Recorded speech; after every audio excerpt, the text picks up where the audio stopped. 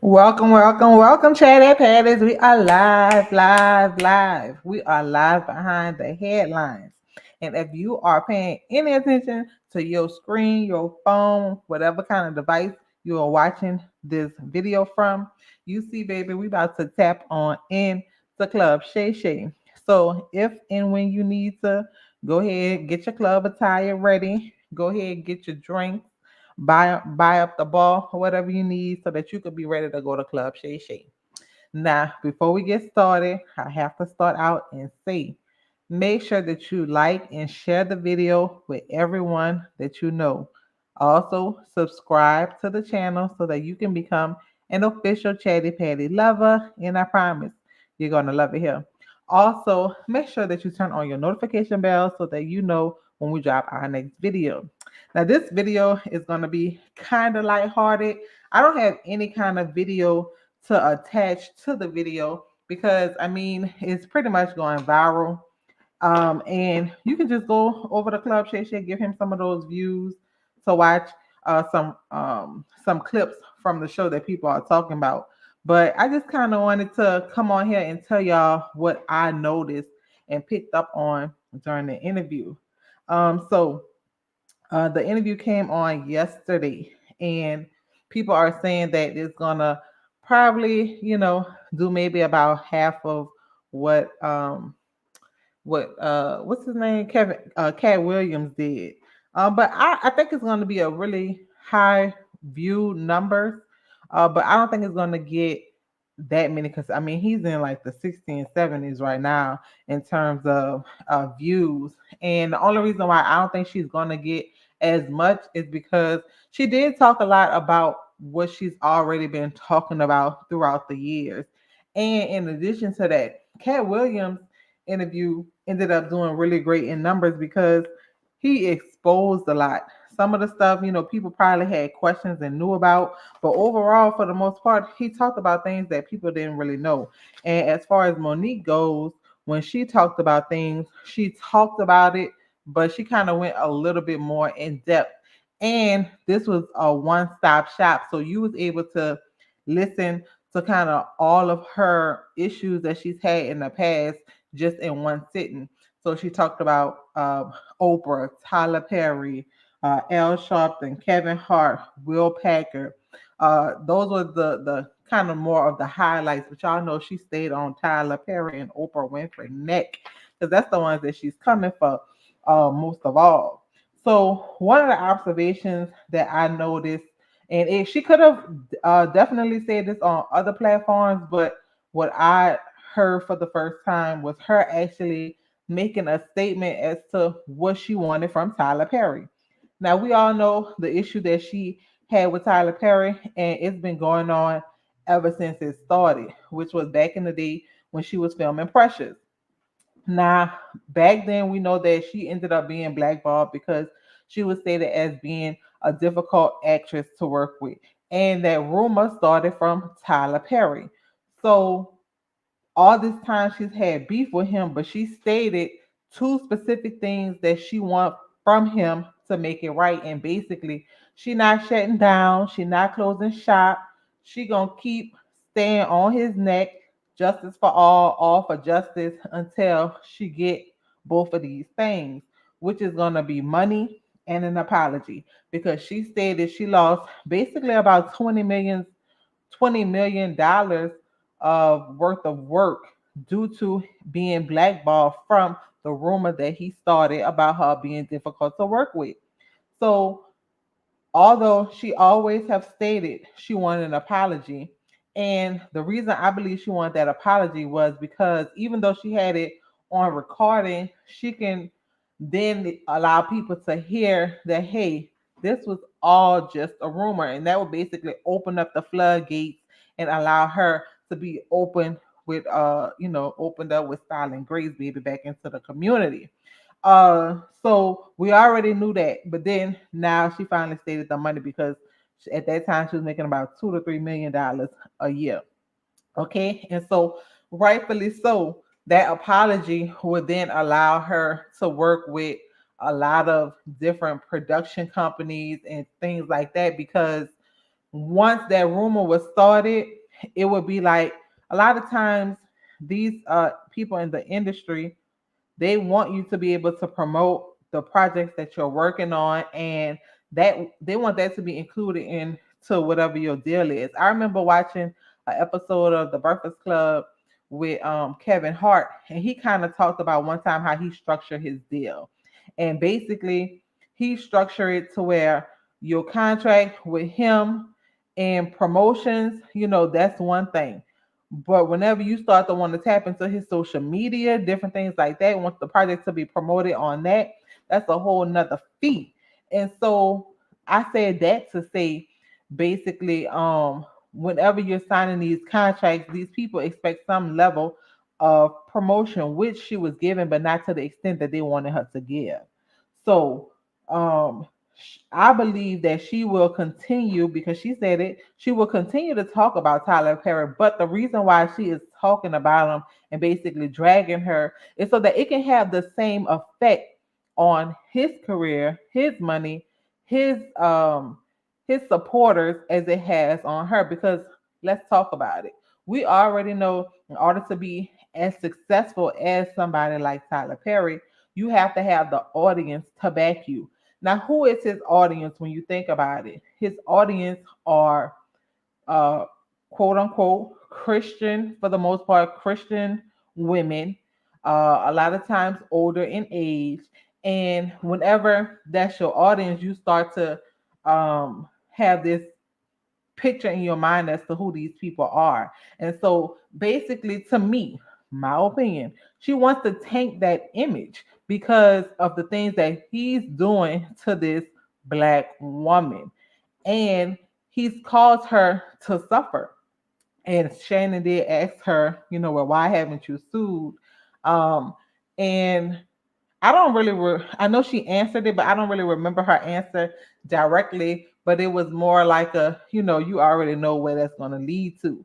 But again, that's going to be the reason why she continues to talk about it. And I do believe that this interview gave that picture of that, instead of her keep saying it, sounding like she's just so disgruntled and she want this, or she just want people to know just because it was done to her. No, at this point, it's strategic. It is meant to taint and disrupt his image in the community. And of course, now is the perfect time, to be honest, if you want to talk about it, because of the stuff that he had going on with Christian Keys.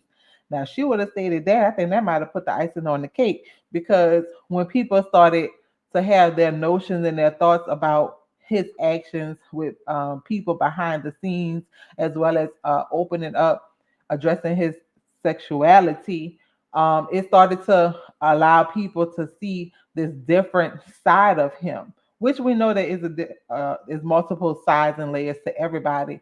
But I think that her doing this at the time while all this is going on, it's perfect timing, if you ask me.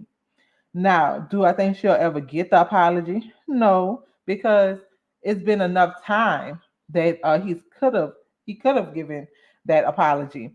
And I also believe that him and Oprah, they have some type of um alliance, in some type of deal, to where basically, if you ain't gonna adjust it, I ain't gonna adjust it.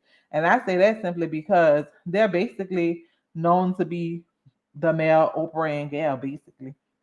And that's gonna be their allegiance to each other. So we're like, we ain't talking about it, we ain't addressing it, just leave it where it's at.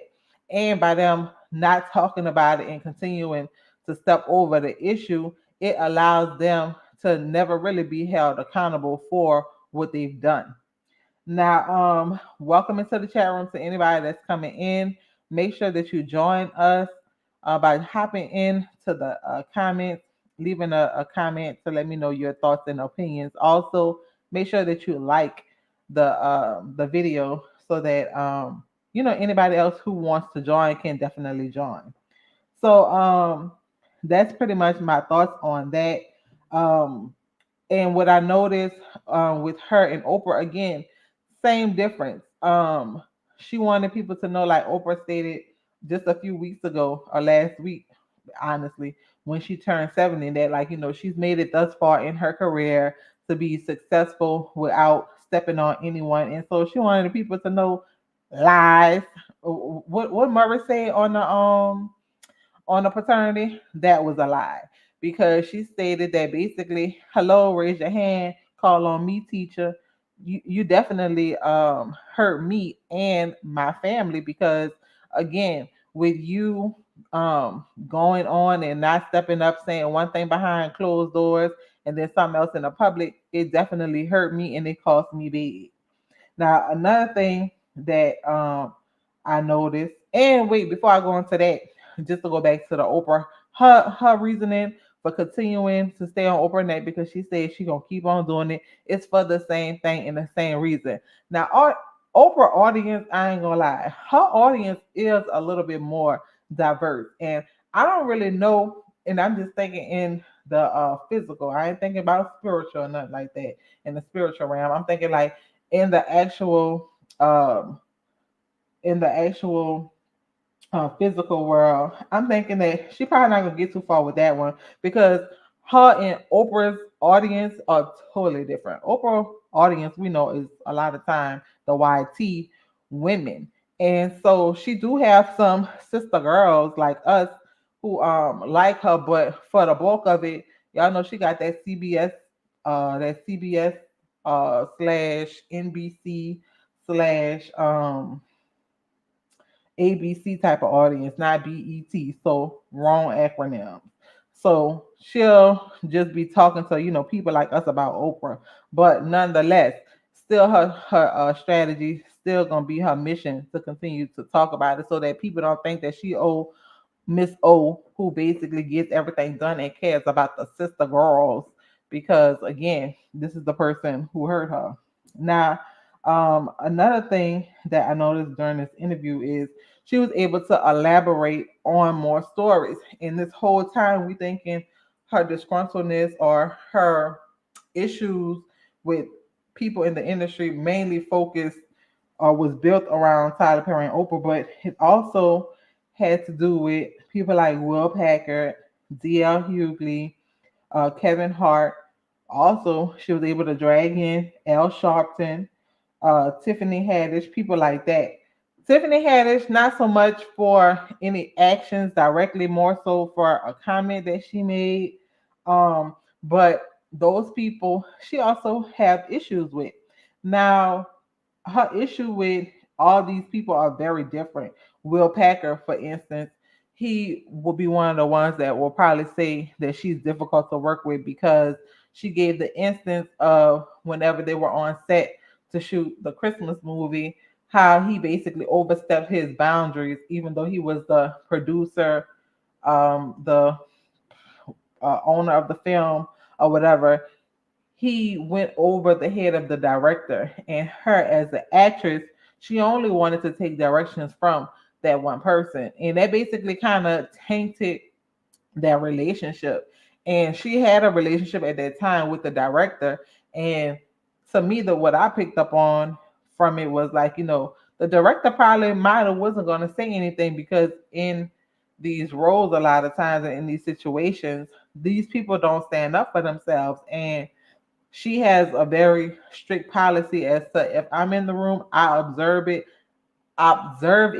see something wrong with it, I'ma stand on business right then and there for whomever it is, because baby, you're gonna learn today, okay? So her issue with him came from that, and she wanted everybody to know, kind of like Kanye West. Will Packer don't care about black people, and I'm just saying that jokingly, but seriously, because she was in a situation where her health and safety was compromised, being that she was on the set for him in a trailer, allegedly, that she informed him smelled like gas, and he basically was like, "Oh well, chuck your deuces. If you make it, you make it." So the trailer ended up blowing up, and she did post the image on her Instagram, not an image, but an actual video. Post the trailer's blowing up, catching on fire, and she said, "Baby, that man wasn't concerned about nothing but them Auntie Mabel wigs." Okay, so that's what she wanted people to know about him. Yeah, he gonna label me as being difficult to work with, but let me tell you what was really happening, what was really going on. He don't care about nobody who is working underneath him for his movie production.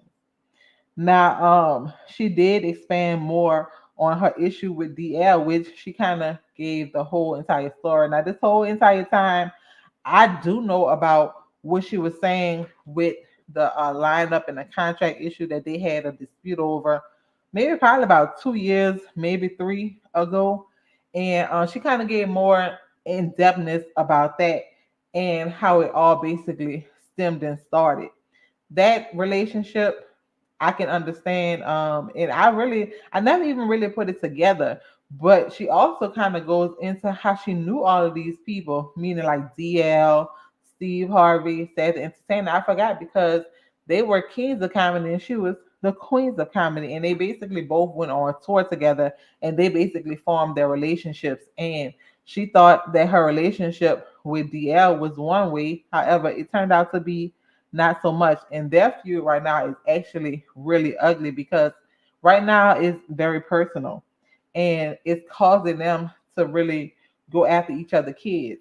Now, since Monique talked about D.L. Hughley's daughter, who was molested by maybe like a family friend or something like that, her putting it out there in the way that she put it out there, she did apologize. However, now because she did talk about her strained relationship with her son, he's tagging on to that because he did respond since the interview. He's the first to respond since the interview, and I believe he's the only one as of what I've seen so far to respond to the interview. And he's making those statements about her strained relationship with her son, being saying that nobody likes her, including her own family, because of the way that she acts and is. Now, a surprising conversation that she had to me was in regards to Kevin Hart. And Kevin Hart, um, he actually loaned her some money, which she brought this story up to basically confirm Cat Williams' information that he spoke about in regards to being a gatekeeper, because he actually loaned her money in a time of need. And when he loaned her money, she did pay it back with interest, she stated. But he did promise her to work on some projects with her, backing it, being the producer. I'm sure putting money down, blase blase. However, he didn't come through. Once it was time to move forward to bring the deals to the table, baby, he said, "Cat in the head, where you at?" Because she couldn't find him. He told her that basically he'll get back to her and never got back to her. And the purpose of that story was to basically, again, paint a picture so that you can see what damages people like Tyler Perry, Oprah Winfrey, people like that have done to her and taint it, because these people who would be considered elite people like Kevin Hart, they are very tied and connected to the Oprahs, to the Tyler Perrys, because he is a world superstar, so to say. And um, whenever you see people who've gotten to that level with certain audiences, they are able to carry a little bit more weight and power. And we already know people like that, they want to be able to keep their connections because they're all about money and that's what they want. And Monique wants everybody to know, y'all better watch out for these people, because basically if they ain't working with me, they working with the people and they in cahoots with them people down the street, aka OP. Oh no, we're gonna call her OW and TP. Okay, including L Sharpton. Now we already know, baby, L, wherever the drama at, in order for the camera to be sitting in front of his face. Now he done lost all this weight looking like I don't know who. And he around here playing games too. Because this was a situation with him where he was supposed to be helping her to kind of repair the relationship with Tyler Perry. And instead of him doing that, baby, he hopped up on the plane saying, I ain't about to be flying commercial no more. I'm flying private, doing what you thinking on private planes. But, you know, I don't know.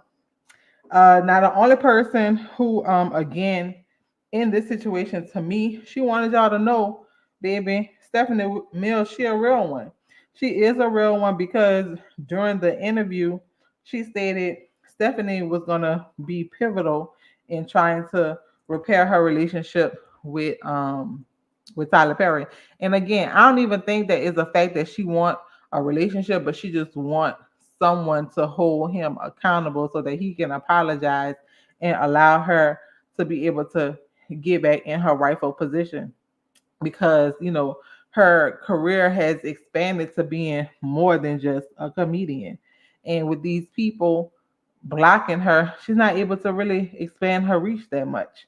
But nonetheless, Stephanie Mills did what she said she was gonna do. However, baby, TP wasn't going for it. He like, I don't want to talk about it. It's over. Done the dollar. Don't come to me with that. But that was my observation with those stories. She was able to really elaborate and, to me, connect more with the people to show that, hey, it's not me being mad, it's not me being disgruntled, which I think that AKA she is mad. And I do think that she do have a way of covering it up nicely. But again, that was her way of showing people that I'm not mad. This is real issues that I'm going through, and people just don't like the way that I deliver it, so to say. The next issue that I observed, or the next observation, was Daddy wasn't there. Now, Daddy probably really had something to do. I don't really know. He could have had something to do, or they could have purposely not had him to be a part of the interview. And the only reason I say that is because I believe that a lot of the information that she said was received a little bit more, or received better, because he wasn't there. And a lot of times, with her being the messenger and Daddy being there with her, I think that that kind of gets crossed because people don't understand their relationship dynamic, in addition to them not really liking the way it they come off together. It's a relationship that Monique really cherishes and values more than anything. However, when he's seen on the couches with her, he's to me seen as a battery pack, like somebody who basically putting the batteries in her back, and that's what people, for whatever reason, see him to be. And him not being there, to me, it helped the interview because it allowed people to focus on her saying what she had to say, not her continuing to be like, oh, excuse me, daddy, because to some people they just don't get it and don't understand it. Not only that, but they don't want to get it and they don't want to understand it. So with him not being there, that kind of eliminated a lot of that for people to just basically see her directly and to know that these are her real feelings, and this is where she actually stands, and is not issues that derive from her husband or because of her husband. So, although I know that is not her style to generally go places without her husband, I do think, however, it allowed people to more connect with her, because when you go through these comments, you see people say, "Oh, Monique a real one. She been telling us this. She da da da da da." Like now, it's more like black women.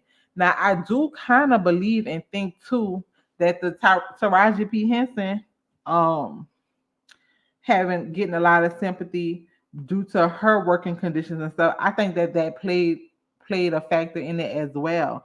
And I only say that because it's like Taraji was the softness that people needed to hear in order for them to digest it. And then it's her coming in as basically signed, sealed, delivered. I told you, but you wasn't listening. So let me repeat it to you. And then her being the enforcer, um, it made a lot of people more uh empathetic and sympathize with her, because now you're able to relate it to a, if this can happen to me, it can happen to you. Because remember, I'm a Oscar winner. I'm a, this, I'm a that, or whatever. And now she's been, dethroned, sort of say, because of these relationships, sort of say. So I believe that again, him not being there kind of allow people to see the real, not even see the real her, but it allowed people to take her better because they were able to relate to her as being just a woman. And when you think about it, one of the statements that she made in a previous interview, and she kind of stated on this one, she was saying like, "Oh, people basically can't take a strong woman with a strong man." And I think without him being there, it allowed people to see her just, as a woman who is in need and in help. Versus, okay, well, if you are a strong woman and you got a strong man, what the hell you need our help for, or what the hell we here for? You know what I'm saying? So that could just be me. I don't know. I wish y'all could type in the comments and let me know how y'all feel about it. Also, to the new people who joined the chat, make sure that you like the make sure that you press the like button so that we can get our engagement up. I would definitely appreciate y'all. One of the last things I wanted to point out that I noticed, and this is just kind of throughout the board, across the board. I noticed that she really do not touch on her relationship, her strained relationship with her son. Baby, that's like quicksand. It's like you get in and get out because she's not gonna stay on it long. Now, one thing that I do like is the fact that she acknowledged, her fault. But basically, that's the same thing that she's said in all these interviews. Like, I chose my career over my relationship with my son or whatever, and now I'm paying the price for it. However, during that, this was a one-on-one sit down, I personally would have liked her to kind of go a little bit more into like how she trying to repair that. Now she did say that, at this point the ball is in his court and she's done, the apologizing, all the apologizing that she could do. But she didn't really say like, that is one of the things that I regret the most, because now the mother that she is who she wished that she could have been. Now I don't know if the whatever type of relationship that they have or whatever they don't is because, and she don't speak about him because of it's been something that he's asked for, because he's not really in the spotlight.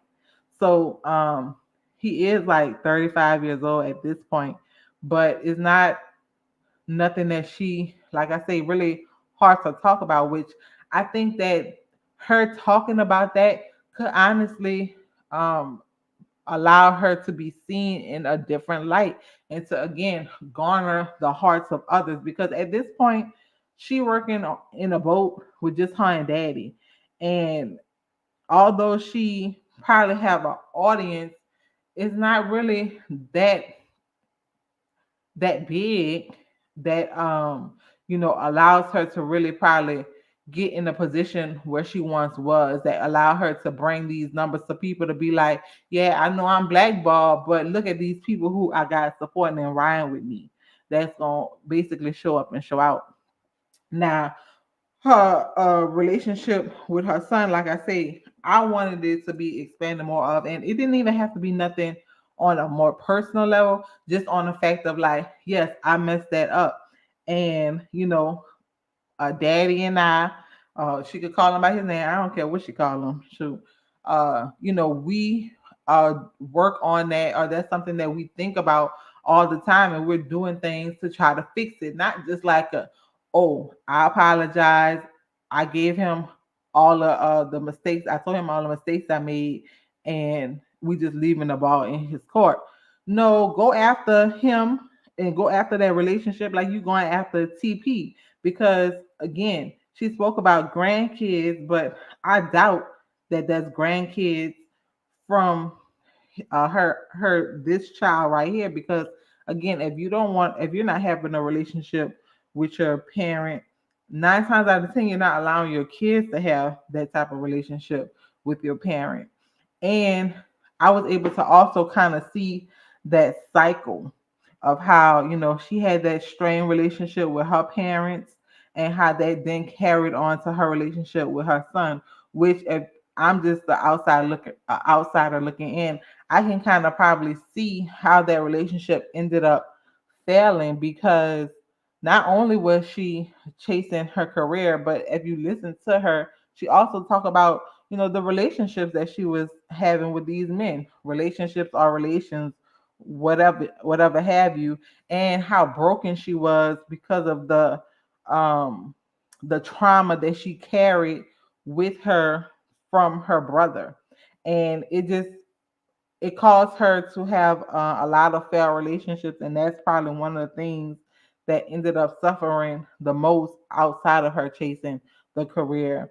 But that trauma probably guarded her to really softening to be that mother. And I'm a mom of boys too, so it becomes hard because there's a level of softness that you do want to have because you want them to be able to connect to emotional side, but then too there's a hardness that you sometimes possess because they're boys and you do want them to be able to have some type of hardness, especially when presenting themselves out to the public, and for people not to be able to walk over them and be seen as strong black men. So that's just something that I observed, and I really would have enjoyed if she would have went more in depth too. And again, not to a personal level. She ain't got to tell us all of what she did, but make that relationship sound like something that she missed, something that she cherished. How the woman that she is now, the mother and wife that she is now, is what she wished she could have been to that child, and her not giving it to him makes her, want to work harder so that he can see the different person that she is now. Go as hard for him as you going on Oprah, because then that's the only thing that people have to say about you, like DL, when talking about your family. Like, shit, look who you are, girl. Your own family don't like you because of yada yada yada. You know, that's all I basically had to say, and I wanted to again give a different perspective when it came to the interview because everybody's going to be talking mainly about what they see at face value and kind of like the comments and the tea that was made. But during these live conversations, if I can pick up anything and bring to the table differently than what I put out on the videos. Because baby, the videos that I put out, they like more like num num num chatty patties, let's sip tea. The live ones, they do be having some tea, but like in regards to this one, I was hoping that people join so that they can have a different perspective as to what they saw, what they observed, what they wanted to share, blah blah blah.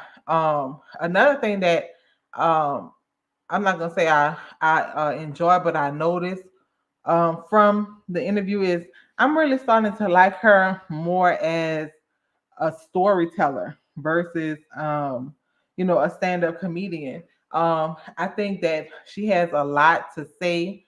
I think that she has a good perspective, and she can be like a mother or an elder because she did give her perspective on like the black man and stuff like that, and how she chooses to um to interact with her husband and such.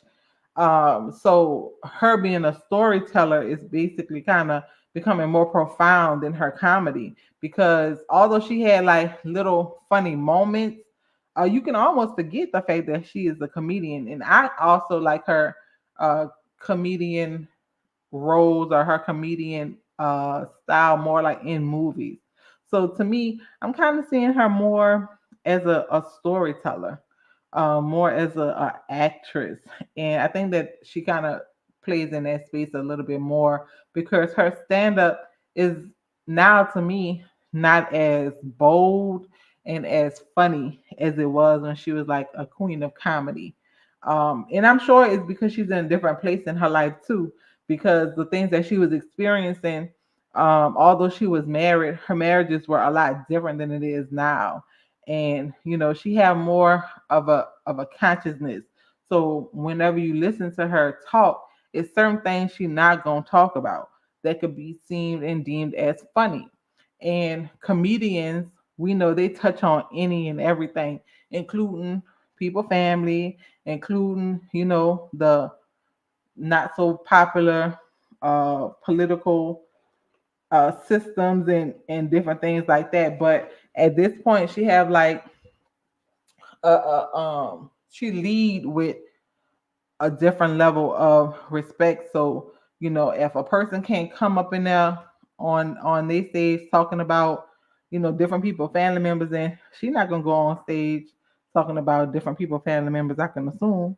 So I think that at this time, maybe she probably should start to look at it, take a different route, and not in a forceful way, but just kind of like think about where she is now as a stand-up comedian and how she can now use her comedy to better fit or better suit different situations.